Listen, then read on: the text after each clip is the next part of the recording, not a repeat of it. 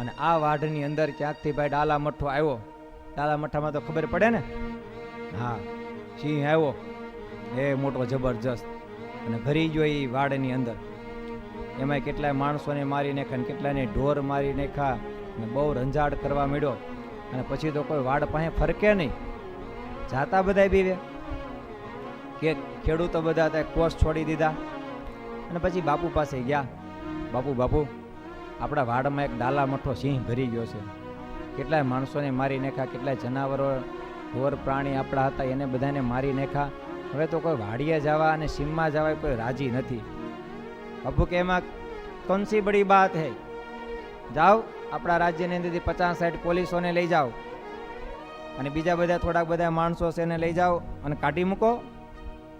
એમાં પછી એક બહાદુર મોટો જમાદાર હતો, 60 જેટલા પોલીસોને લઈને ગયો. પણ વાડ પાસે ન જાઓ કોઈ, માગા ઉભા પર ધડાકા કરે. એક ફેરું ઉંદરડાની અને બિલ્લીની મીટિંગ ભરાણી.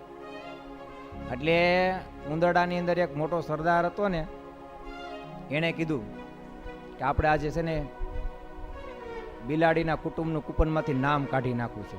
આપણો વંશ વેલો નથી વધવા દીધો, કોઈ હરાદ નાખવા વધવા નથી દીધા. તમે કાંક આમ બધા ભેગા થઈને સંગઠન કરો, હા ગ્રુપ કરો, એકલી હું કરી અગવાની. તો કે સારું કાંઈ વાંધો નહીં. એમાં કોઈ ઉંદરડો કે હું એના પગ પકડીશ, કોઈ કે એનું હાથ પકડીશ, કોઈ કે એનું પૂંછડું પકડીશ. બધાએ નોખું નોખું કીધું, પણ કોઈ ઉંદરડાએ એવું ન કીધું કોઈનું મોઢું પકડી. શું કામ નહીં કીધું ભાઈ? કારણ કે મોઢું પકડવા જાય તો એનો જ નાસ્તો થઈ જાય. કોઈ બોલ્યું જ નહીં. એમ આ બધા મારવા માટે ગયા, પણ દૂર ઊભા ઊભા ભડાકા કરે.